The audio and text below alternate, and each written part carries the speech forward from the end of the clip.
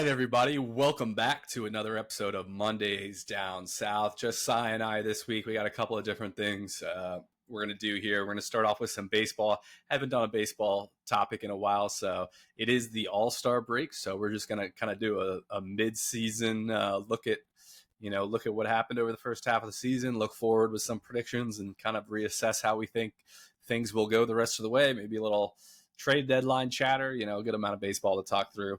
And we have a fun game to start up with. But before we do that, I'll pass it over to Sai and see what he's got for you. Nothing in specific. I'm just looking forward to this All-Star break for baseball. The second half should be super exciting. Like you said, we haven't done a segment in a while, but I think there's going to be a lot of callbacks to what we initially predicted versus what the standings look like now. So I'm really looking forward to talking about that, and then also giving our second half thoughts of what we think, what teams we like and stuff. It should be really good. So yes, sir. Nothing beyond that. Love it. Well, we'll jump into the game. We started the new segment last year with just doing some games off the top that we liked and went well. So we're running it back this one, a lot more challenging. Of course, it's going to be baseball themed with the baseball episode. So we're going to stick to the same model where the first initial of the prior player's last name, I guess, becomes the first letter of the next player's name. So same format as last week, but it has to be former or current, I guess, MLB All-Stars. So that's going to be the track. We'll see how it goes. I think it's going to be a little bit of a challenging one. We might have to fact check a couple later on. I'll start it off with my lone Oriole this year. Shout out Ryan O'Hearn for his first All-Star game appearance. Okay. You see, this is the issue. Now I'm going to pick All-Stars. Is there an Orlando Hudson? Did he make an All-Star game? Probably. Yes, Orlando Hudson. We'll fact check later, but sure. So H. That's two. Hank Aaron. Oh yeah. Three. Hank Aaron. Three. Okay. Hank Aaron. 4. Aaron Judge. 5.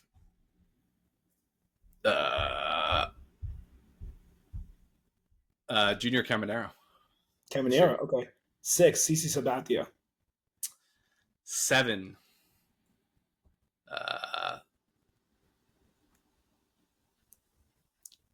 Sean Green. Okay. 8. There's gonna be some obvious ones that I'm not thinking of. I wanted to say Grant or something. That's the last name. Let's go back. Oh boy. George. Is there a George? Is there a George with the last name that I'm totally blanking on? Big one. Oh my gosh. Kansas City Royals.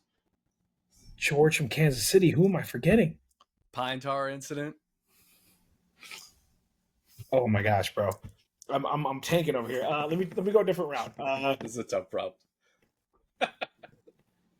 All right, I'll punt. You got to keep it rolling. So. All right, George Brett. I was cueing you for. Oh my gosh, there we go. I knew there was a George. You were on it. So B. Brian Roberts. Okay, Brian Roberts. That's what, 8 or 9? 8. I think that made odd. So 9. We'll call it 9. 9 Roberts. We'll go with Randy Johnson. J. So that was 10. Yep. 11. Jackson, did he? I don't think he made it last year. Actually, I gotta go another one. Might have. Maybe Jackson Merrill. I think he might have. I think he would have, but he didn't get hot maybe till the end of the year. All right, we'll fact check Jackson Merrill. Okay, let's go 12. Mariano Rivera. Nice. 13 are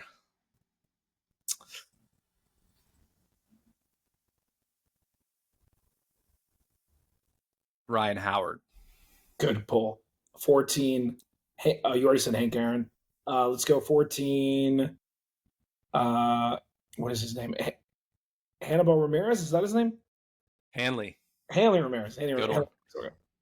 Cool. 15. Oh, another R. 15. Keep getting the Hispanic Uh, players.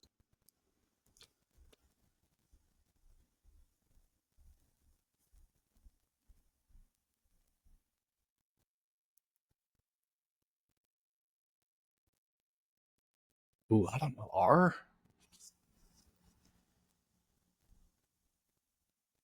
I was say Rick Porcello, but I don't know if he made one. I think he may have. I think you're forgetting someone that used to be in your division, though. That Oh, really? I'm gonna go Porcello. I think he maybe Porcello. Okay, probably we'll, has we'll one. go with that. That's 15, 16. We're gonna go with I want to say Piazza, but that's the last name. Come on. There's gonna be some obvious ones. Um, Pete Alonso. What am I doing? There we go. Oh, was that 16? 17. You said Judge, so That is the timer. Ooh, That was a fun segment, bro. I love it. That was good. Shout Good out All stuff. Star Weekend. Shout out to the Home Run Derby that's happening right now. So Yeah, we should talked be a little fun. bit about that offline, but real quick, I don't know what the current standings are. I think coming in, your guy was James Wood.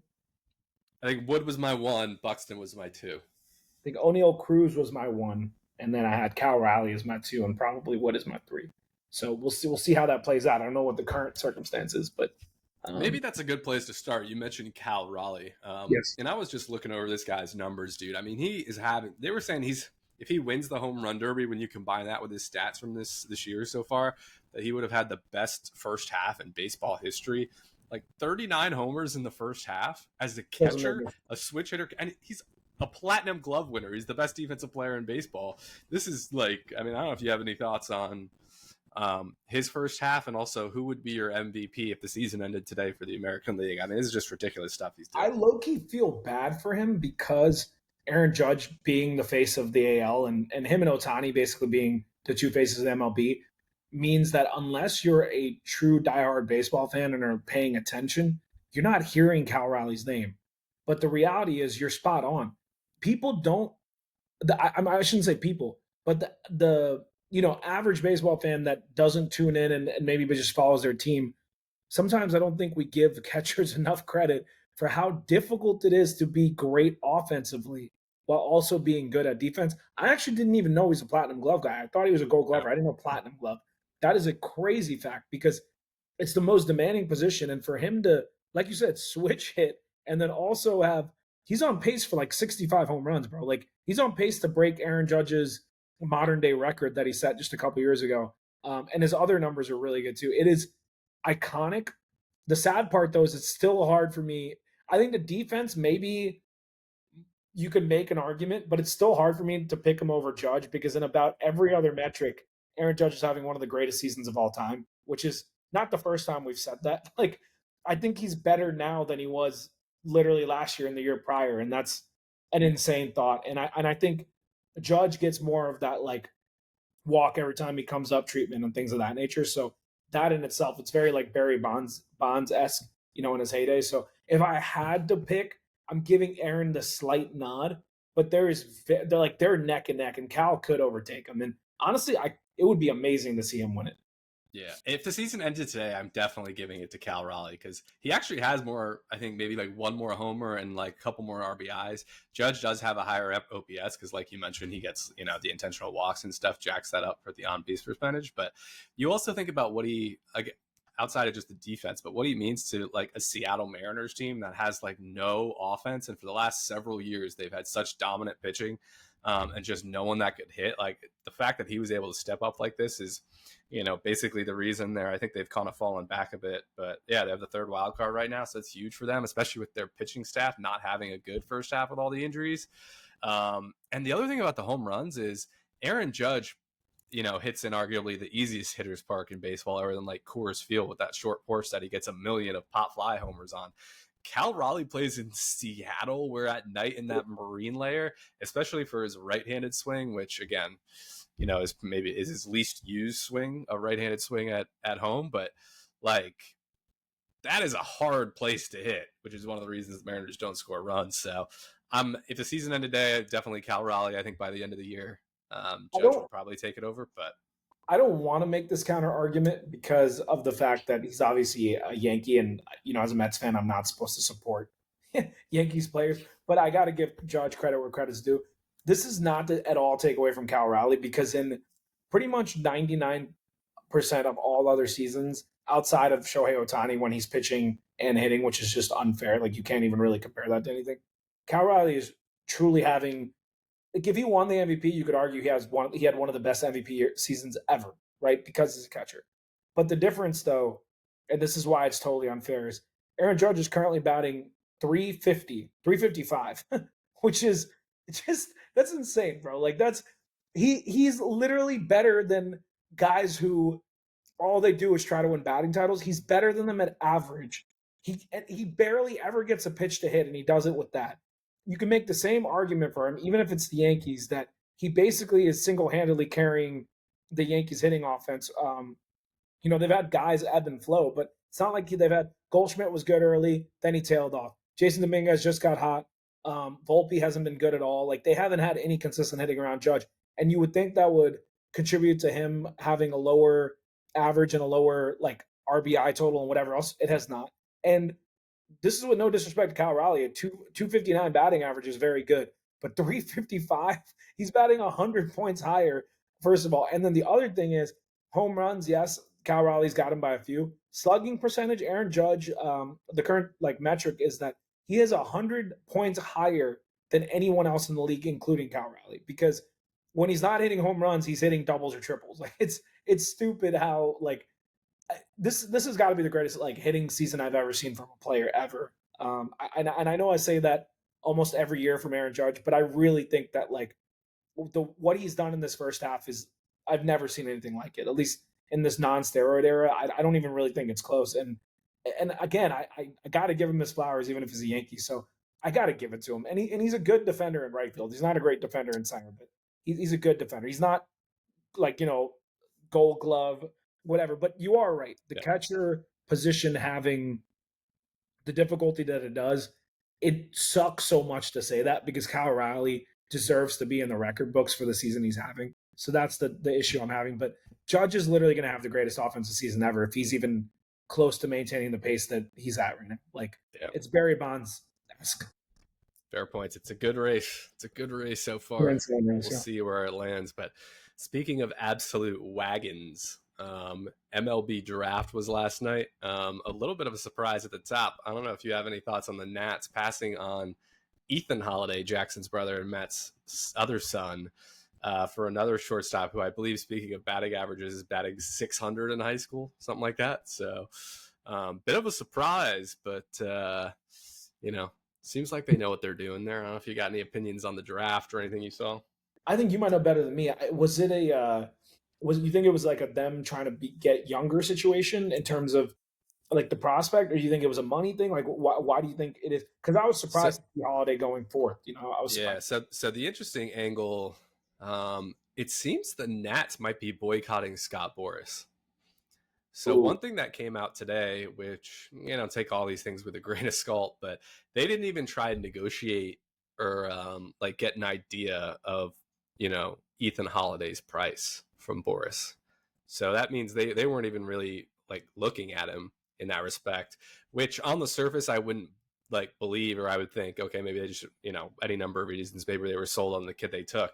But it looks like they weren't even, like, negotiating with Boras on second rounders or third rounders either. So it's possible the Nats could be boycotting Scott Boras, which is the rumor that's going around, which, if true, I borderline respect, but that is suicide. Like, he's got all the best players in the league. Like, what? Like, if you choose to run your organization without signing any Scott Boras, draftees, free agents, and just ignore them altogether, you will be the worst team in baseball pretty much every year.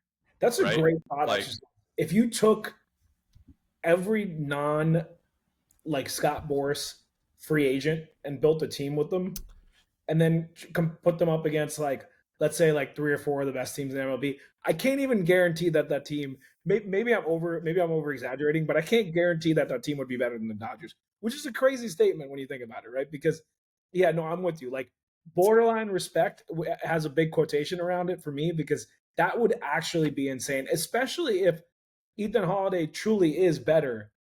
And what if you just missed out on a generational player that could have, you could have built the foundation of your team along with James Wood and Abrams and all these guys that you already had. So I kind of think this is maybe a tale of two things: is that they Yes. genuinely did have him as their 1-1 for no other reason than the player alone, but it also does seem that they're boycotting Boris. So I think it's maybe both things, which is interesting. But yeah, the Nats are tricky after firing Davey Martinez. Like this year, I feel like has kind of really set them back, whereas I would have thought that they'd be on trajectory to like really start going after it next year. But you look around, like they don't really have as many pieces as I would have hoped. Like you do have I think they have the hardest pieces out of the way, which is like a true MVP level aircraft carrier player in James Wood. And you have CJ Abrams, who's like a perennial all-star, and you have a number one starter in Mackenzie Gore, right? So you have like the hardest pieces out of the way. But beyond that, like what do you have? Like Dylan Cruz was horrendous and is hurt. Like obviously we expect him to be a big piece. A lot of the other prospects they've called up, like Hassel, looked terrible. Brady House doesn't look particularly good. Obviously, it's still super early for these guys. They have zero relievers. Outside of Gore, they don't really have any starters. Like their next big prospect is like an 18-year-old kid. Like, and now they have a completely new front office and coaching staff. Like they kind of maybe have a ways to go more than we thought. Maybe. What's funny about what you just said is I know earlier we were talking about, oh, they seem to have done well in the past. All three players you just named were all a part of the Soto deal. So actually, I guess if you really think about their drafting, they haven't done that well because I can't think of anyone since the Strasburg era that's been extremely notable for them post Harper Strasburg that they've been able to use as a foundational piece. So it's a good thing they made that Soto trade. It's probably enough time spent on the Nats. But I agree with you. That was an interesting number one overall pick choice, but we'll see. Maybe long term it plays out. What I guess before we kind of go to like the standings and just run through teams, any other like kind of big topics you want to bring up before we do that? I mean, I was just going to bring up All-Star Game and see if you felt that, like for example, we were talking about Jacob Mizorowski before this. Did you feel that there was any players either you wanted to give a shout out to or you felt got snubbed this year in terms of guys who made it and who didn't make it? It's true. I mean, the Mizorowski one with the Phillies pitchers like Sanchez and Suarez, but I believe they actually turned down, like they would have been invited, but they didn't want to go to rest up for the second half and stuff like that. So I don't think that makes them snubs. I mean, I'm sure you'll mention Soto. Like Soto probably should have made it. But yeah, so the players, I don't think like him because it was the player vote that really did him in. So yeah, because he just made $800 million. Right. So I didn't really have too many, and by the time all the replacements get in, like it's almost the opposite problem where we have too many guys that got in. So I'm not too concerned about any snubs really, other than those. Yeah, I mean, okay, well, I will obviously really quickly harp on the Soto thing. I understand people like maybe the players not the money thing, but he should have gotten it in the first place though, because the reality is, I get it. I think there was obviously the narrative of the first like month and a half of the season where he was off to an ice cold start, especially for Soto standards. He was still drawing a bunch of walks and getting on base, but he wasn't hitting the way that you would expect out of a generational hitter in a guy like him.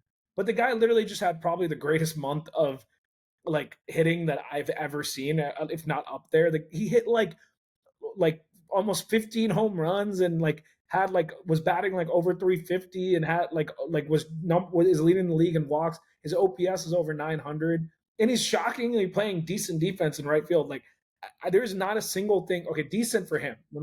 Relatively speaking, let me. Metrics don't say so, but I'll let you carry. We'll talk about metrics. We'll talk about Cedric Mullins later, and we'll see how much metrics matter. But in the context of it all, there's no way Soto shouldn't have been an all-star, but maybe it's voter fatigue. My biggest issue with it is it's not even me as a Mets fan, wanting that. If Soto was a Yankee, I would have been arguing the same thing last year. Because the whole point of the all-star game is to get the best players, the biggest names, the faces of the league out there this weekend.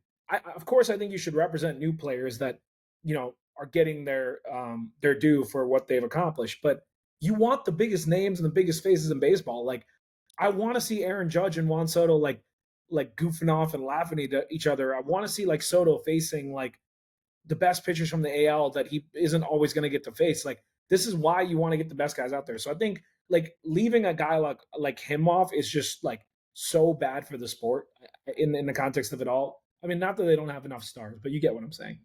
It's very odd because like it's one thing to leave off guys that like statistically speaking deserve it but aren't, like the Christopher Sanchez, Ranger Suarez argument. Like statistically, yes, they deserve to be there, but like they're not like that flashy names. They're not going to get eyeballs on the TV. So it's like that's one argument. But like Soto has both. He not only has and he has all three. He has the pedigree, which they love to do with like getting Kershaw in, for example, with their, obviously that's kind of a one-off situation, but he's got the pedigree, he's got the stats this year, and he's got the star power that people actually want to watch. So very odd. I don't really understand how that happened, but it is like what it is.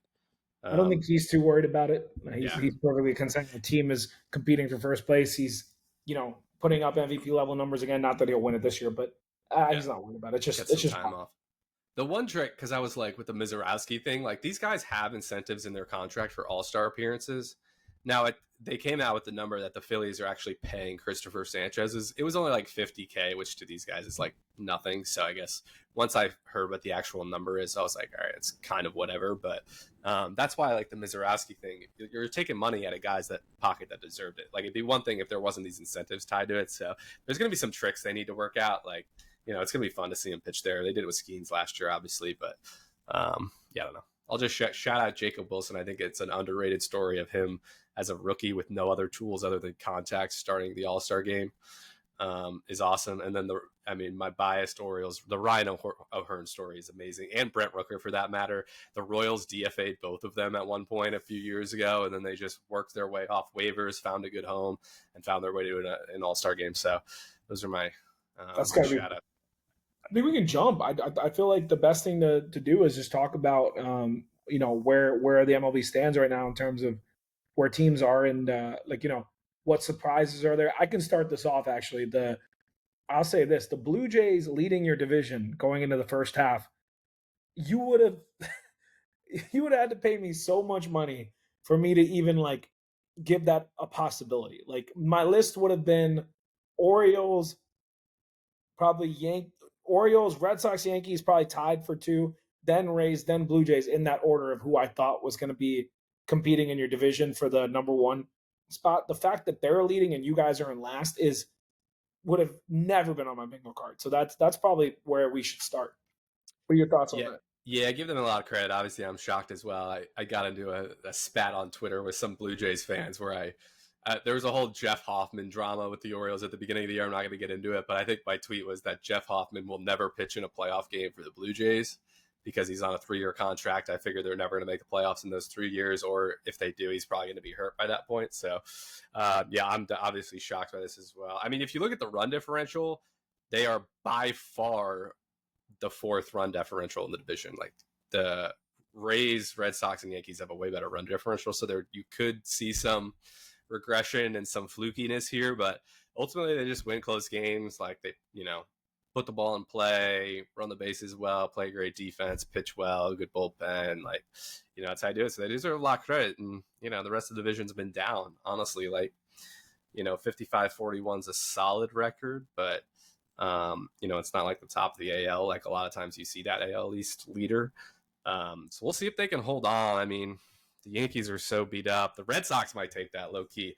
As we're talking about this division, I think our preseason analysis of the Red Sox is looking absolutely spot on, where we said they're going to start slow, but they're going to get their prospects up and get it going. They are flying right now since they traded Rafael Devers, and they're poised to maybe have a big buy deadline, and they could end up winning that division. Maybe is my take right here.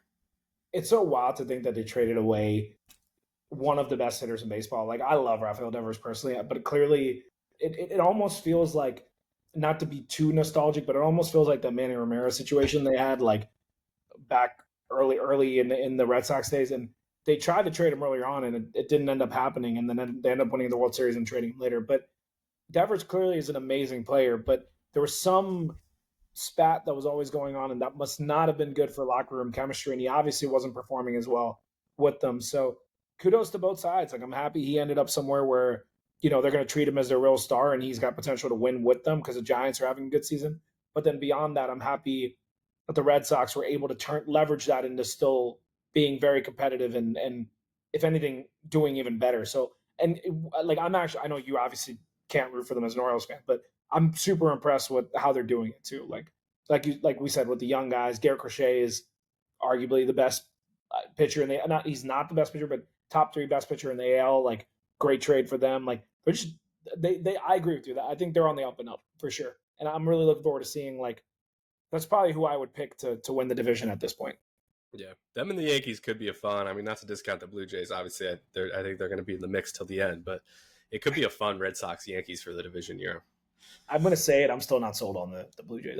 I'm impressed, but the run differential point that you made is so true. I mean, the run differential is like 15. I was just looking, and the Yankees, and the Yankees are 111. 111. And the Yankees aren't even like that good. That's the funny part. So like when you compare that, it's I could totally see that kind of collapsing a little bit. Also because they are really relying on like not the greatest rotation as presently constructed. Shout out Chris Bassett, who's been very consistent, but the rotation hasn't been great. And offensively, like they lean on like maybe 3 guys to basically carry the weight for them. I think overall, and I think when you're playing with that kind of system, like over the course of a season, it'll get you. That does lead me to a greater point, though, and I'm curious to get your take on this. The AL has been largely disappointing to me overall in the context of like, I always thought the NL would be better going into the year, but I didn't think the discrepancy would be this much. And I do feel like there's a pretty decent gap in terms of like really competitive teams in the end, like NL at the top tier versus the AL. Because when I think of the AL, I really think of the Tigers, and then after that, there's a big drop off for me. And maybe the Astros are probably that next team in that conversation for me. And then again, there's a drop off. So it's the state of the AL is not very. It's not as good as I thought it would be. I guess I'll put it that way. I want to get your thoughts on that. Yeah, I don't disagree at all. I mean, the AL's been rough. I mean, a few teams just have gotten so beat up by injuries. The Yankees, have some really, really big ones. I think the Red Sox will be a pretty elite team by the end of it. Houston still is. I still don't love the balance of their lineup being so right-handed and things of that nature. But yeah, I would definitely have them number 2, and then Detroit is an elite team. But beyond that, that's why when I'm the Orioles and I'm like they're so far behind. But I think there's like now that they've kind of gotten their footing, I'm like they're so much better than all these teams ahead of them before you get to the those top couple wild cards, the Red Sox and Yankees. I'm like none of these teams really scare me. I mean, Seattle, I think, is decent. Yeah. Like the 3 team, just like Tampa Bay, I think is going to really slide here when their schedule, like they had to fix around the schedule, and they're going to be to get out of the Florida heat. They're going to be on the road like all second half. They're already starting to fade. There's not a lot of good teams. Plain and simple, like Texas, really disappointing. I was just about to bring them up. They're awful. They're a surprise to me because I truly believe that, I know they had a down year last year, but they were healthier coming into this year. They got DeGrom pitching like, maybe not quite as good as his top Cy Young years, but definitely as one of the best pitchers in baseball, which we weren't even factoring that in when we picked Texas to have a good year. And somehow they're like under 500. It's really shocking to me to see that. I think overall with the AL, like this is what, like you're 100% spot on. Like this is where I'm shocked to see y'all's record, because I look at the AL and like even with you guys having 43 wins compared to some of these teams, like I'm more scared to play you guys than I am to play 90% of other AL teams, right? Because offensively, there's just so many teams in the AL that are so underwhelming. Even the good ones, like even like I'm not trying to knock Detroit at all. Like they've had some amazing contributions. Detroit's arguably the best team in baseball, and offensively they don't scare me that much, which is which is a tip of the cap to how they've been able to put that roster together and have efficiency within their offense, and then of course have like great pitching. What arguably the best pitcher, I think the best pitcher in baseball, and Turk Skubal. So it's super impressive to see what they're doing, because like no team in the AL is super scary outside of them. It's crazy, man. Yeah, the Tigers are great. They just play the right way. They find enough runs on offense. Mhm. Obviously they're not built as an offensive club, but the Torres signing was really, really nice. Riley Green's turned into a superstar. So I love the Tigers. But yeah, I'm like, man, just let us go on a 12-game winning streak and get into the playoffs when we get Kyle Bradish healthy and our pitching's actually intact. And I would feel pretty good about our chances in the American League. But the Yankees, after the deadline, I think will stack up pretty tough. I think they're going to be a pretty tough out once they get some pitching help. Now that, Schmidt is out, obviously Garrett Cole's out, they're going to get Heel back. And then you add one at the deadline. There's your 4 starters and get a third baseman. They're going to be pretty formidable, I think. And their bullpen is good. So, I mean, no, yeah. I'm not trying to knock the Yankees. I think they could make a run, but my only qualm with them though is even if you do all that, I don't trust their lineup, bro. Like Aaron Judge is It's carrying. Like if you, I mean, it's got technically it has depth to it, right? Technically speaking, when you look at the names on paper, the problem is, and I'm not acting like there's any teams outside of maybe the Dodgers who have, a very complete roster, but from an offensive perspective, you said that they need to make a trade for pitching. Max Fried's obviously incredible. They don't need to worry about him, but beyond him, obviously they have a couple of guys in that 2-3 spot. I don't know how many great pitchers are going to be available, and we'll talk about this when we talk about the trade deadline a little bit later.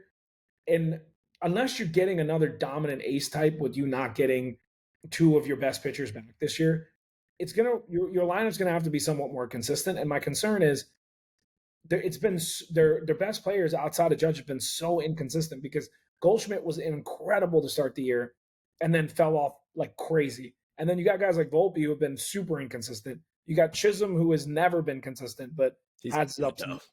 He's been pretty tough. I'm not trying to knock him for not being good. What I'm saying is like, do I trust that he'll keep that up throughout the course of a year? Like, if he's my second, or I guess he's probably their third best hitter right now because Dominguez is right now their second best hitter with how well he's hitting. I don't know that gives me a lot of confidence. Basically, Aaron Judge is going to have to do what he is doing for the entire second half and through the playoffs, which he has not been able to do that in the playoffs yet. So that's where I'm a little bit concerned. Like, I think they'll definitely improve and be a competitive team going into the playoffs. It's just once you reach the playoffs, pitching gets so good and you need multiple guys you can trust to come through in those moments. And that's my concern with them. Because last year they had Soto and Judge. Their second best hitter is nowhere near Soto this year. That's all I'm saying. Yeah, I just think their lineup is so much deeper than last year. Assuming they add a solid third baseman that can hit, not like Brian Hayes, who's a great defender but can't hit. That's what I like. Like if they get Gino Suarez, you're right. They're gonna be pretty nasty. Yeah, I think I agree with you. If they make an acquisition like that, it gives them an immense, Yeah, if they get him and a pitcher, they're gonna be a problem. And it seems like they're really going for it. So these won't be cheap ads. They'll have to give up some prospects. But anyways, I feel like they have to go for it. Yeah. National League. Team for you? What you got? How about them Atlanta Braves, bro? It is shocking to see how much they've struggled this year. But at the same time, I mean, as a Mets fan, I'm very happy about it. I'm never rooting for anyone's downfall, but in terms of a team, like I don't have a lot of sympathy for the Braves. I'm just curious to get your perspective on it. Like it's wild, man. Like they got on paper their team looks so good, and it's crazy to think how much they've been struggling.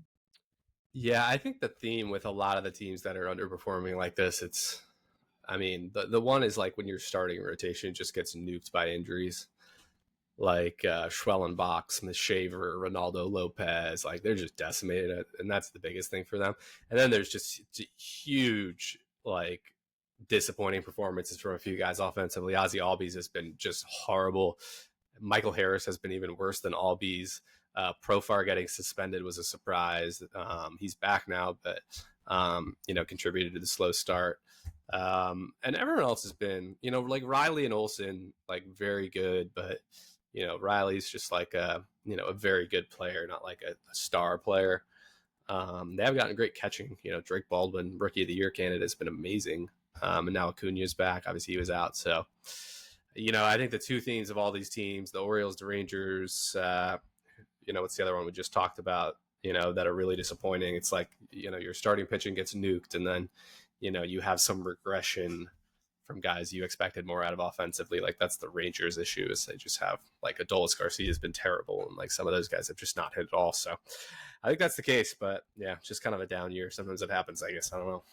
I guess that's probably the question, right? Is it a down year, or is this a sign of things of them to need to make some changes going forward? Because by that same logic, like we talk about it all the time, like teams are going to have their best players get hurt. The Dodgers pitching staff has been decimated. Last year they were decimated coming into this year. The Mets pitching staff got decimated. The Phillies had some injuries. Like these are a lot of the competitive teams have had these issues, but I think obviously the sign of a great team is even on your downward trends, when you have like, you know, losses, you should be able to win in the times when you can to make up that buffer, which is kind of what some of the teams I just mentioned have done.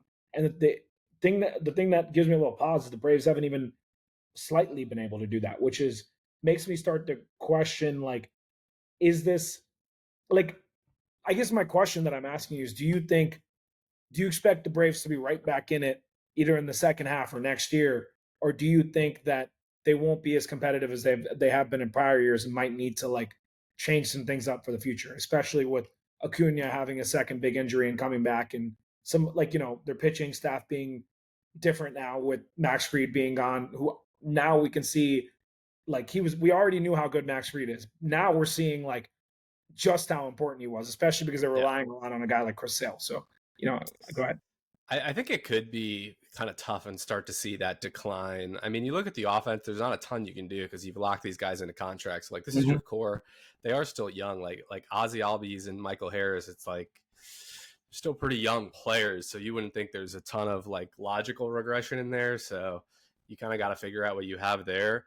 But they did pour a lot of assets into that like championship run and like some of those years teams. So to your point about every team has injuries, completely true. You need the depth to withstand it. I think their depth is just like, depleted over the years of all the trades they made and like really pouring assets into trying to win championships, which I respect. So they just have a lot of injury prone guys. Like Strider's on his like third Tommy John, Chris Sale. You don't know how much left he has in his career. And, your two big young pitchers are, are on injured and on the shelf. So, I know they ran pretty low on prospects over the last couple of years. So I feel like this is probably the beginning of the end. But if you get bounce backs from Albies and Michael Harris, your offense is, still in really, really good shape. So, maybe like Sean Murphy, I think is a guy they could trade because of Drake Baldwin's emergence that can maybe help fill some of the holes. But I think it could be the beginning of the end for them. But, I'm not going to say that for sure. This year's gone. This year's 100% gone. They have no chance. Yeah, that seems like they're way too far gone. But you still got with the strength of the NL, like if they were in the AL, maybe different story. But that's what I was gonna say. Like them and the Orioles have like the same record, whereas the Orioles have so much. They have easy teams ahead of them. The Braves do not. So that's why it's, I think, a little different. But it's what we'll talk about going forward too with the rest of the NL. But I think I agree with exactly your analysis. What do you think of the other two? I mean, no disrespect to the Marlins and the Nats, but I think we've we've talked about the Nats enough. What do you think of the other two NL East teams? I know they've kind of ebbed and flowed, had really high highs, had a couple of weeks where they both struggled a lot, but we both have finished basically in that range of winning 95-ish games and are both within a half game of each other going into All-Star break. So it's kind of a fun battle we got going on between the two of us. What do you think of that? Yeah, I think it'll be good. I think it'll be right down to the end between the two of them, kind of flip a coin on who's going to win. I don't love either team right now. Like the Phillies, obviously I love their pitching staff. I think it's utterly ridiculous once Painter comes up and all these guys. Suarez is having a career year. Luzardo has tailed off, but their offense, as you talked about before the season started, has been like very mediocre. They need a very impactful addition at the deadline offensively, and that is going to be really, really hard to find. I don't know how they're going to get it. And their bullpen is like an abomination. I mean, this is like no joke. It's definitely a bottom 10 bullpen in the league, including like the Rockies and all these teams. Like it's horrible. So they need 3 relievers at the deadline. 1 needs to be elite. Which you should be able to find. Like the Twins guys, like I think they're looking at Griffin Jackson, Joan Duran. Like there's a lot of talk on that, so they should be able to find a guy for the back end and then a couple other good ones. But bullpen's the easiest to fix, and then the Mets. I think like the top 4, 5 in the lineup is best in the league. I would say include the Dodgers. I guess you have to include the Dodgers maybe, but I think it's pretty much the best in the league. But the bottom 5 in that lineup, I think is just it's awful. Having just played you guys, I think it's pretty easy to navigate. A lot of these young players just do not look good. I mean, you're hoping, right, that Vientos figures it out, and maybe Alvarez comes up and gives you something. Like Beatty's been okay, so I just hate the bottom of the lineup. Pitching will be fine now with Senga and Mania back. You'll add a starter at the deadline and be able to move Holmes to the bullpen if you need to, and maybe leave the option open to start in the playoffs. I don't know. I think you'll have a lot of options there, but I think the starting pitching will be fine. Bullpen needs a good amount of help, but nothing that's not easy to find at the deadline. So I think you guys will be there at the end, and we'll see what happens. I think I like each team kind of an even amount, not at like an elite level of team, but a mid 90s, very good. Yeah. Team. Who do you think is going to win it? The division? I said the Phillies before the season. I'll stick with them, but fair enough. I respect that. They definitely need a lot of help at the deadline, but they're a few weeks away from it. So I think help is on the way, and Andrew Painter is on the way. But yeah. I think all biases, which I don't know if you heard, my boy Francisco Alvarez, who was at a very rough first half, absolutely went nuclear on Andrew Painter the other day. Really? He went 3 for 3, hit a bomb and 2 doubles, and all of them I think were like, at least 2 of them were like almost 110 miles an hour off the bat. So that was like a fun matchup. I was like, hopefully we'll see this in the playoffs. But putting that aside, I think your analysis was spot on. I'm not going to spend too much time on the Phillies because I think you were exactly spot on. Clearly they have great pitching. And, they have Painter coming up, as you mentioned. But my concern for them has always been bullpen coming into the year. I said they didn't have a great pen to start off with. And it wasn't even just because they got hurt. It's because they just didn't come in with a good bullpen. And then the other aspect of it is offensively, I said my concerns are they're older. And I don't know if I trust guys like Real Muto and some of those other guys who were incredible, phenomenal players years ago to keep giving the same kind of production. Even on the Harper and like Schwarber front, like they're still very good, but like in the context of like they're still scary when you face them in a lineup, but they're not as daunting as they have been in years past. So there's and Trey Turner too. Like you would need a massive acquisition for me to feel like their offense is going to, unless all those guys turn things around.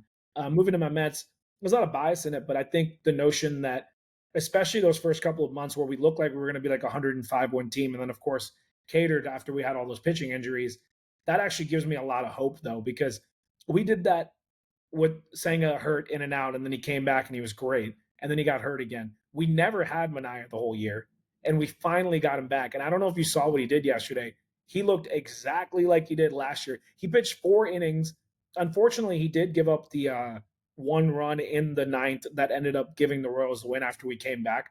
But he looked absolutely dominant. Like he came in there and he was throwing that high fastball with that arm slot that he learned last year, the way that he was dominating in the second half, and they could not touch it. And the way they won the game was they manufactured a run with speed. They got Thorpe on base, and then he just basically stole, and it was like a light hit, and he got in on it. But Mania looks amazing, and if he comes in and does anything close to what he did last year, oh my gosh, like I'm going to go crazy because David Peterson has been awesome all year. Obviously, Clay Holmes has been great on the back end, but even if we move him to the pen, I feel good about our depth everywhere else. So our rotation is going to be, I think, very good in the second half, assuming we're avoid injuries.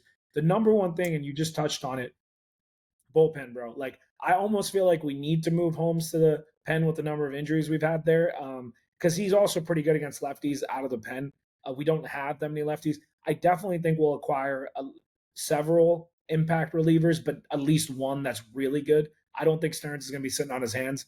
And then you're spot on about the bottom half of the lineup. I think even I would agree as a biased Mets fan. But the one thing is Jeff McNeil as a fifth has been awesome. I think DH has been unfortunate because Marte's had some good months and then Winker's gotten hurt twice. But I think DH is a bit easier to like maybe find someone to come in and be a platoon guy, which should help lengthen with one more guy. And then we really just need like one of those guys at the bottom to have a decent second half. Like you said, Alvarez come up, Vientos, and then I think we'll be perfectly fine. Because that top 4, bro, they have like 80 home runs between them, and their OBP is insane. Like it's Pete being as good as Pete has been has completely transformed our team. So the Orioles game was hilarious because we had a 4-run lead, and then the inning started. We had our setup man in Brian Baker.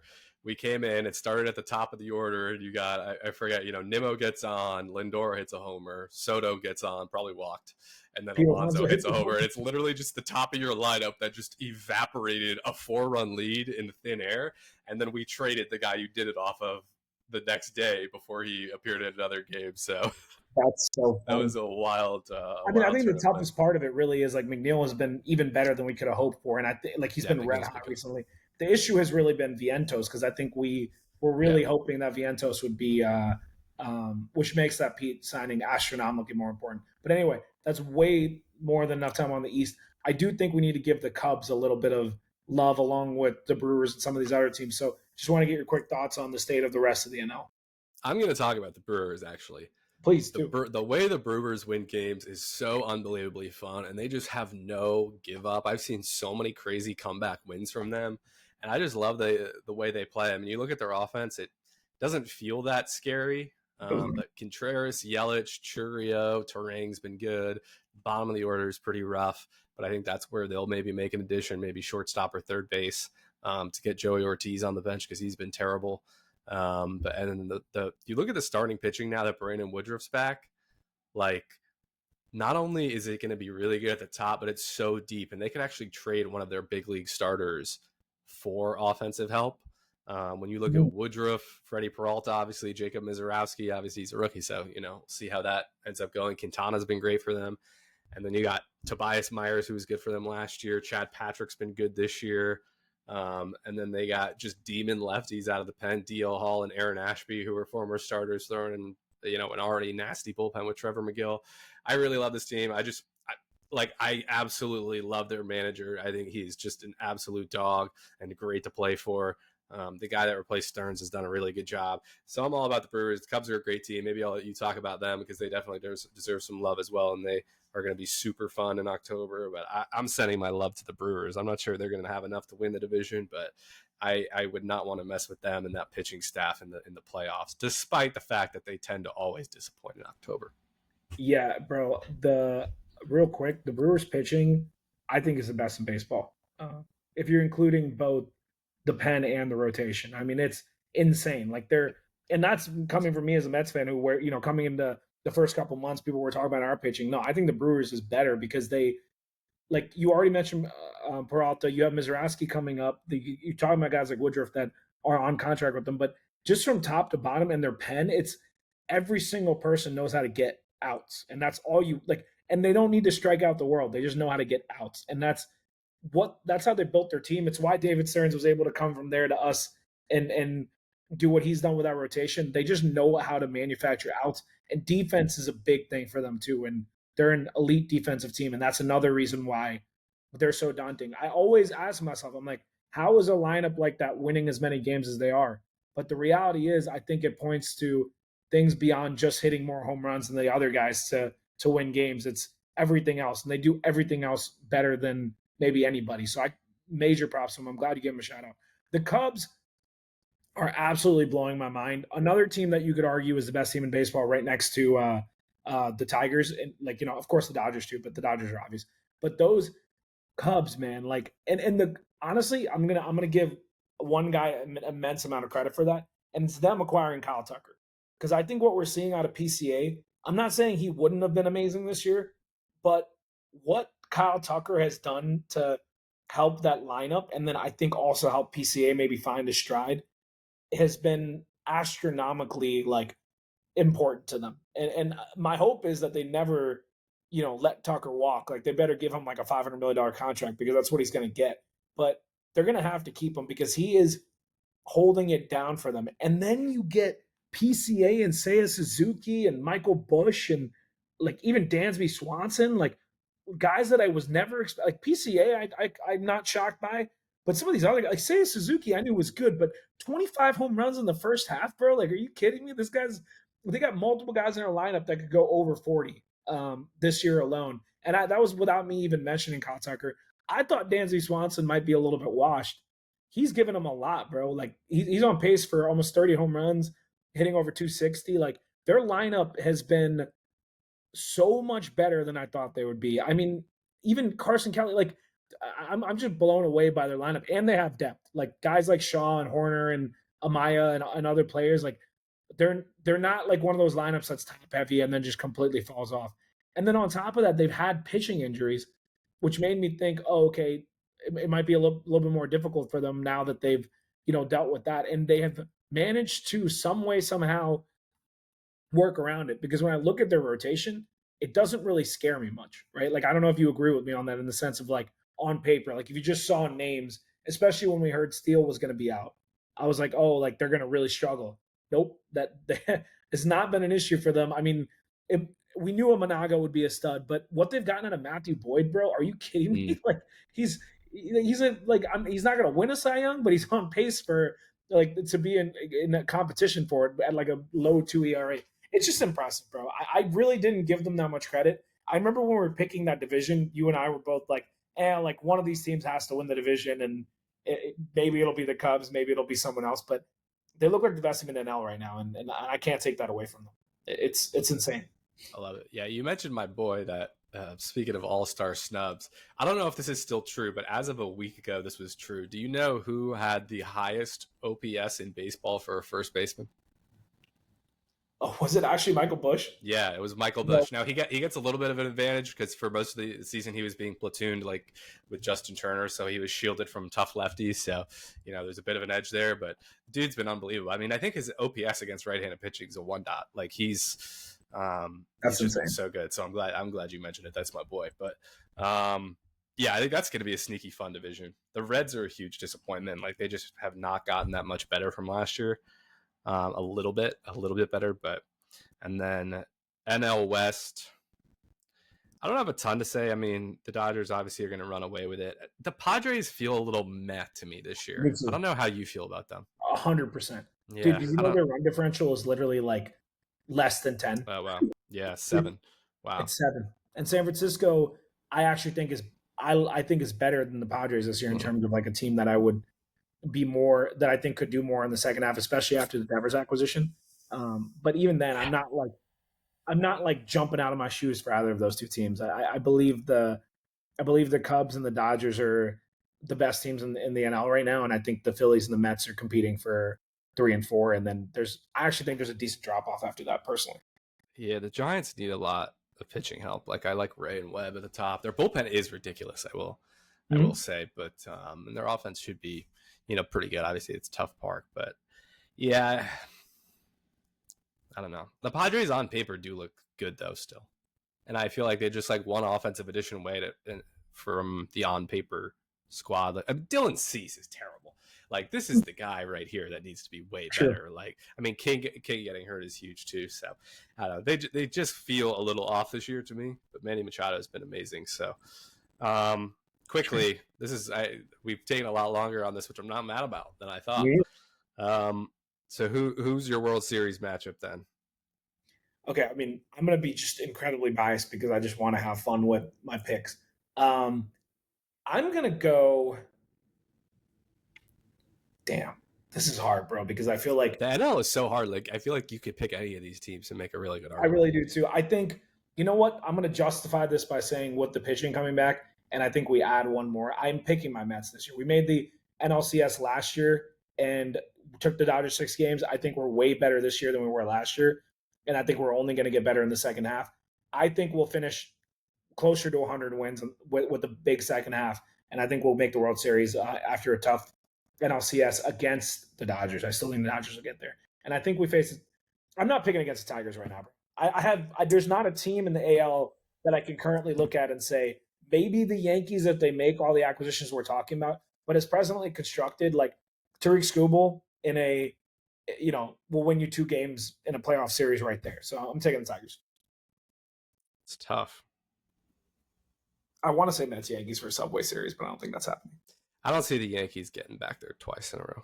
I'm thinking about the Red Sox, but I just the Red Sox because I think we went there preseason, right? I think we did. Okay, you know what? I'm going Mets Red Sox. Screw it. I'm going Mets Red Sox. Yeah, that was your preseason. Stick with your preseason. I like that. I'm gonna say the Yankees' worst nightmare happens this year. They lose in the first round of the playoffs, and they watch their little brothers (quotation marks) and their rival from Boston play each other in the World Series, and we can both laugh in their face together. I might have to go Houston, man. You really think so? I love that. I don't know. It's why does it feel so much harder now than before the season? It's I don't know. it's because it's been so much more disappointing, bro. Like I really thought that I thought the AL would be way better than this. NL is I don't even know. I want to pick Milwaukee, but that seems unrealistic. Honestly, bro, Houston's not The Cubs are a pretty good bet. Houston's not a bad pick though. I'll stick. Sorry, go ahead. Yeah, I might have to just stick with the Dodgers. You know, Dodgers Say they versus figured Houston. it. Yeah, Dodgers. That's so boring, but yeah, all right. Dodgers, Houston. Houston actually is not a bad pick because the other thing we haven't even really talked about is Yordan Alvarez has 100 at bats this year. Like it's not like they haven't even had their best hitter and they've been able to do what they've done. So and that's so key getting really good. Getting the left-handed bat in the middle there, like they've just Cam Smith's been great. Altuve, we know what he's about. Yordan Alvarez, when he's on, is like maybe this one of these, if not the scariest. Not maybe I won't say the scariest, but one of these scariest lefties in all of baseball, bro. He is terrifying. Like especially in the playoffs, like he's unbelievably good. So that's a really good pick. Actually, I didn't even think about that. Yeah, you got Hader and Abreu at the back end of the pen. Yep, Brown and Valdez. The lineup's good. Yeah, they know how to win. Damn, the Dodgers bullpen actually does make me a little nervous because Tanner Scott's been terrible, but they'll figure it out. Yeah, I mean Hunter Brown has been absolutely filthy though, so that'll help him. That top two. Framber Valdez. My thing is after those two is when I get a little bit concerned in that they're going to have to do a little bit more of that, like mixing things up with their bullpen in playoffs. Yeah, they'll have to add. I don't even know who are they throwing outside behind the top two right now. I also don't think they have anyone to trade to get a big pitcher too, so they're going to have to like make it work with what they have. Running out of ammunition, but hey, it'll be fun. Anything else on baseball? We've already gone to an hour here. I thought this was going to be like 20 minutes, but hey never mad about it. I'm not mad. I'm not mad. All right. Anything else? I think that's it. I'm just going to say people stay tuned. We got a fantasy football mock draft coming your way as well this week. So a couple different segments this week from MDS, but we're enjoying this. So thank you all. I love it. Yeah, let's go Mets. Thanks everyone for tuning in. We'll come back to you with a little trade deadline preview maybe in 2 weeks time or so. We'll see what happens before then. See if the Mets can jump back into first. See if the Orioles can see if they'll be dead or alive this time in 2 weeks. Probably dead, but you never know. But I hope alive. It'll be fun to watch, you. All right, that was Mondays Down South.